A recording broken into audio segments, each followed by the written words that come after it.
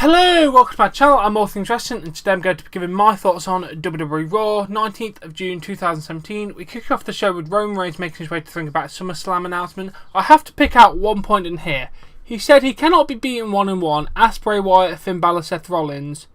Finn Balor beat him one-on-one to become the number one contender for the Universal title. Seth Rollins beat him one-on-one in Money in the Bank last year to win his WWE title.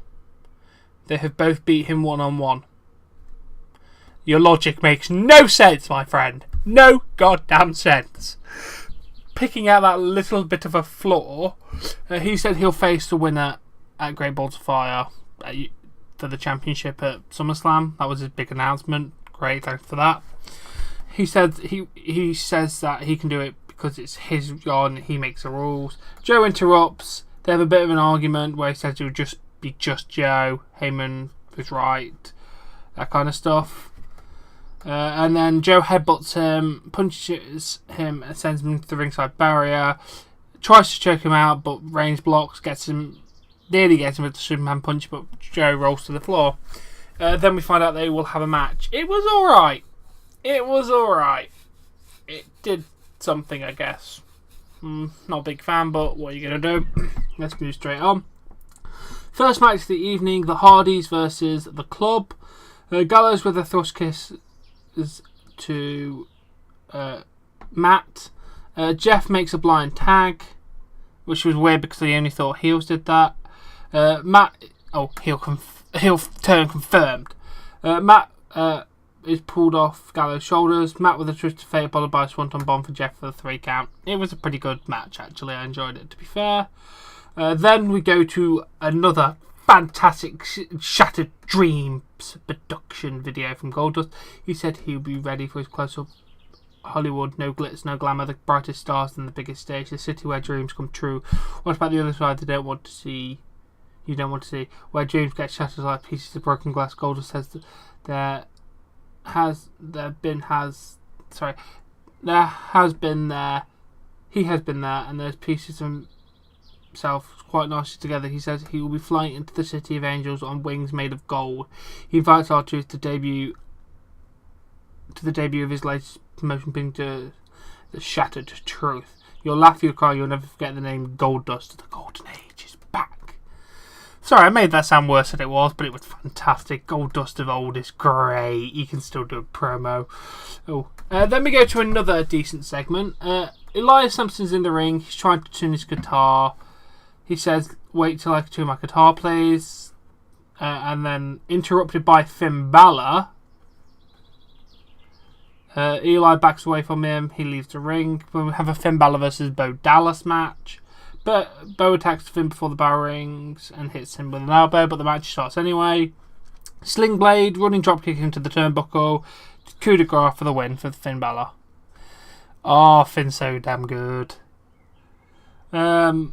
Yeah, I enjoyed that bit. I enjoyed the match. It was fantastic. I like him interrupting Elias. That's probably setting something up for Great Balls of Fire. Good, Finn Balor's going to be on the show. I can't wait to see that, actually, because they're both damn good guys. Then Corey Graves gets up from the announce table because he heard something on his headset. Ooh, interesting. We'll stick with that later. No need to say anything else about that. Then we go to a trailer for 2K18, which looks damn good with Seth Rollins on the cover.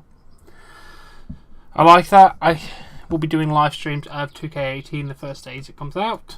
Then we are back. Michael asked Booker about what happened with the women's ladder match. They discussed what people are saying about Daniel Bryan should handle it. No more to say about that. I'm not really that interested. Then Kurt Angle is on the phone. He's interrupted by Corey Graves. Corey said it's too bad Kurt did not have a good Father's Day. He said he got the same text. Enzo and Cass show up and they're both upright for once. Jesus Christ, they're actually standing. Fuck. Kurt asked Enzo why would he send a tweet to Conor McGregor. Oh yeah, is that why he said it, to address it on Raw? Oh god. Colin wants to know why these are talking about tweet when they've been beaten up the last few weeks. Enzo said it's a revival. Colin says he thought it might have been Enzo after seeing the chain. Colin knows it's a big show. Kurt said he'll know by the end of the night. Okay, good. Good. We're wrapping this mystery up. I can't wait to see what's going to happen. I'm so intrigued. Then Seth Rollins makes his way to the ring. He talks about the honour of being on the cover of 2K18. we are not defined by our past. We're here for our future. We define that. It's our cover. The game says be like no one. Oh yeah, it does not define us who we are today, tomorrow, in the future. We decide that.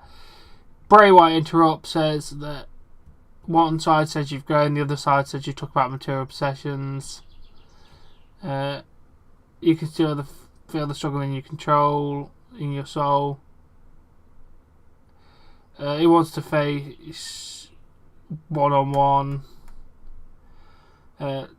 Bray says he warned Seth, you take his name in vain, he will be punished. He has warned Seth, and now it's time to make a sacrifice. He's here. Seth with a crossbody off the turnbuckle. Bray blows out his lamp and the lights come up.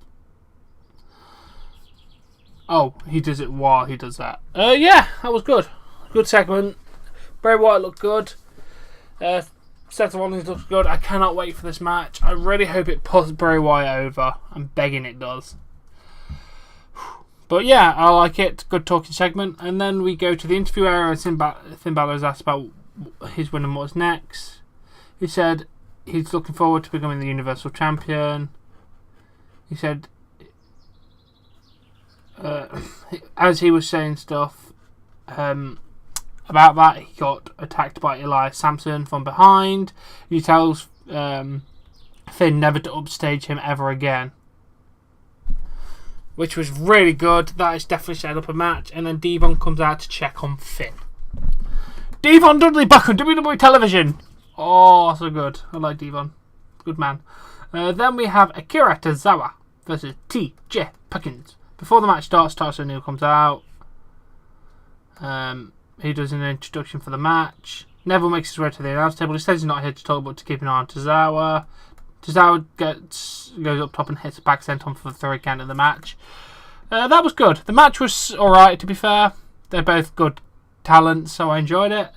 After the match, Titus announced that he and Apollo Crews will face the tag champions tonight. He says after he signs with the Titus brand, he'll be the next Cruiserweight champion. Neville gets on the announce table and calls Titus a peasant. He says he's already warned Tozawa to tread carefully because if you disrespect the king of the Cruiserweights, you'll not get a chance to bend the knee. You'll get annihilated. Titus says he does not see a proud king. He sees a scared little boy. The Neville level will be annihilated by the power of Tozawa. I like that. A good promo. It's giving Titus something to do. It's giving Tozawa some credibility. I like it all. I actually do. Then we are back. R-Truth says he accepts Goldust's invitation. Next week he's going to go down to LA. You want your name in lights because you're going to smash them all. You want to be the brightest star in the sky. Too bad because he's going to bring him back to Earth. He says there'll be no more premiere. He'll just it's just a hand or two slapping you in the face. Next week you're going to get got. It was alright. I don't mind R-Truth as much. He's not doing some shit work for once, so not too bad. And Bo Dallas is checked on by Curtis Axel. He said he still believes in Bo. Miz comes in and says you have nothing to blame but yourselves. You were stars on the Marine 5. Here's a commentary. The Bo in the Marine set would have smacked the taste out of this Bo. Curtis says to be careful what he says. Miz says if he will hit him, then what happens? Miz will continue to be champion while Axel fights catering. Miz offers them to be his entourage and they can be stars. Stars that their families that they will be proud of. I like that. Why is he trying to recruit everybody? That I'm finding weird. Why is the Miz going around and recruiting everybody? I do hope they do join because I like Curtis Axel and Bo Dallas, so that'd be cool. Then Samoa Joe's in the interview area. He was asked about facing Roman Reigns. He said Roman should be asking how to prepare for him. They show the main roster debut and everything of Samoa Joe. He said the number one contender at SummerSlam better watch out because he'll teach Roman Reigns his name in Roman. Okay. Meh. Interview segments are not always the greatest, are they? Moving on. We go to Roman Reigns versus Samoa Joe. Reigns with the spear, but Joe gets to his foot in the rope to stop the count. Joe rolls to the floor. Reigns shows some frustration. Joe returns to the ring. Reigns charges into the ring, but the ambulance An ambulance backs up on the Titantron. Braun Strowman emerges from the ambulance. Roman is distracted. Joe applies a coquina clutch and forces Roman to pass out. Oh yes. Braun makes his way to the ring. He has a mic. He says that Roman seems to have forgotten that he is not finished with him. Strowman picks Roman and sends him face first into the mat. Braun tells Roman he thinks he's man enough. We'll see him at Great Balls of Fire in an ambulance match. We knew that was happening, but yes, I'm so damn excited. I'm set for Great Balls of Fire now. I really am. So Braun was cleared. There was confusion whether he not was cleared. Well, he might not still be cleared now, because obviously Great Balls of Fire is like 3 weeks away, isn't it? So he might still not be cleared, but I hope he is. Oh. Now we go to Miz TV with his guest, his wife Maurice. He has 2 bears with an apology sign and a giant present in the centre of the ring. He brings Maurice and tells her that he has a Miz bear and a Maurice bear. It's a couple of the bear community. He bought her his favourite champagne. He said he was wrong. He broke the grandfather clock. He said he was sorry. He knocked her off the apron last week. He is sorry. He said he is sorry. You know, sorry is not enough. That's why he got her the gift. She opens presents. It is the repaired grandfather clock. He says he was enhancing it. He was looking at a YouTube video while he was sleeping on the couch to fix it. He said that Dean Ambrose is trying to get between them. He says it's a perfect relationship. The title is her baby. No one's stronger bond than them. He loves her. He says he will not put her in harm's way. The clock is timeless, just like them. Miz asks for forgiveness. They are about to kiss, but Dean Ambrose music plays. Maurice has champagne spilled on her. Miz apologises, but Maurice says, I'll have none of it. Miz tries to attack Dean. Miz misses and hits the clock. Maurice slaps Miz and she leaves the ring. Dean kicks Miz and tries for a dirty deeds, but Miz escapes. Dean clothesline Miz over the top rope. Then the Bears attack and they remove their heads. It's Curtis Axel and Bo Dallas. Miz kicks Dean while Curtis and Bo hold Dean. Oh yes. Oh yes, they are a trio. I like that plan.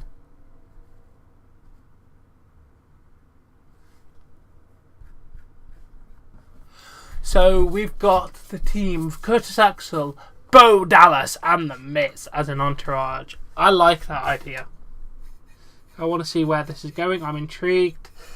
That is really, really good.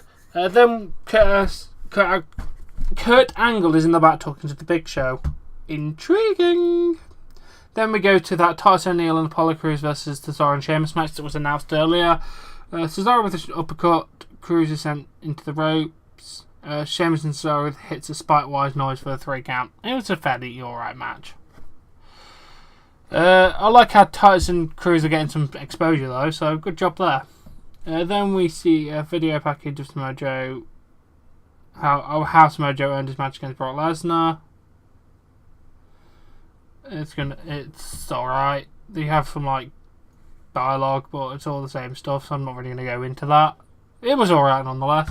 Then we go to Sasha Banks versus Nia Jax. Alexa Bliss makes her way to the ringside before the match starts.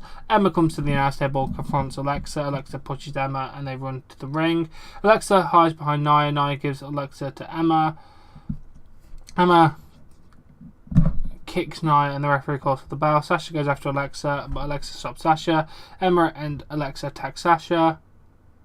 Mickie James and Dana Brooke come to the ring and they go after Alexa and Emma. Nia takes care of Dana and she slams Sasha. She misses the leg drop and Bayley and Bayley makes her way to the ring. Bayley sends Alexa into Emma. Bayley with a center suplex to Alexa and the shoulders to Emma, followed by a running knee to the head. Nia runs Bayley into the turnbuckle. Dana and Mickie stop Nia, but Nia pushes them away. Bayley with the bulldog off the turnbuckle to Nia. Mickie and Dana with double drop kick that sends Nia to the floor. So far it looks like we're gonna have a six. Wait, that's 7 women. Yeah, Dana, Mickie, Bayley, Sasha, Nia, Emma, Alexa. Sound okay? That's alright. I don't know. I just don't like this. Here's all the women we've got. Enjoy things, but what are you gonna do? Then Kurt Angle makes his way to the ring. He said for the past month someone or multiple people have been attacking Enzo and Cass from behind. He said he's not let it develop to make it dangerous for the entertainers. He asked Enzo and Cass to come out. They still do their normal entrance. He brings out the Revival, brings out a Nexus who someone was known Kurt for a long time. Big Show. He wants to rule out a few of you. He says Colin, when you got hit from behind, he said he felt a powerful punch. He asked Show, and Show asked Kurt if he was going to ask him questions since they've both known each other for a long time. If Show had done it, he would have done it to their face. Show says after everything he'd been through, are you going to accuse him of sneak attack? Show says if he's going to be accused like that, does he not belong on this show? Colin says he was checked out. There was a lump on his head and it was the size of a baseball. Kurt tells Colin to calm down. He turns his focus to the Revival. Scott Dawson says they've heard this for the last 4 weeks. Scott tells Kurt that they know they're innocent. They have nothing else for them to prove. Kurt says you're right. After seeing the referees officials, the Revival have been cleared. Corey Graves chimes in, mentions that Colin said something that was not true. You said the lump was a sign of baseball. He talked to the medical team and they never checked on him. Colin said the EMTs checked on him. Corey said last week how he was never medically cleared and still wrestled. Colin says he would never leave Enzo's side. Corey says he knows what happened to Colin last week. He says he has some security footage and we have to see it. He's looking around to see if he can suffer his horror. He says he's looking curious how the exact position where he is found by officials. Enzo says that he knows that no one attacked Colin. It was you who attacked Enzo. Colin admitted doing it. He says if Enzo knew what it was like to team up with him, you run your mouth about God knows what every single minute of the day. You even ran your mouth to Conor McGregor. Do you know how many times you wanted to slap Enzo upside the head or knock him out? Yeah, he just kind of runs down about him. Enzo's mouth writes to check that Enzo's ass cannot cash. They said they're through. Colin with a boot to Enzo. Oh yes, I was hoping for this turn. Oh yes! Oh, so damn good. So Colin hasn't been attacked and he's been lying on the floor trying to put it away from him, but then he got caught by Corey Graves. I like that. I really do like that. And that was one hell of a way to end the show. So where are we going to go with an Enzo and Cass feud? Oh yes. They need to break up anyway, so that's a good thing. Now, that was a decent episode of Raw, actually. I have to give you that. It was a pretty decent one. A bit of a slow spots in some places, like the women's match was. The Cruiserweight stuff was not the best. But overall, it was a pretty decent show. I enjoyed it. Now, as always, if you have enjoyed this video, please give it a like. Please support me on Patreon. Link in the description below. Subscribe to see more content, and I'll catch you later.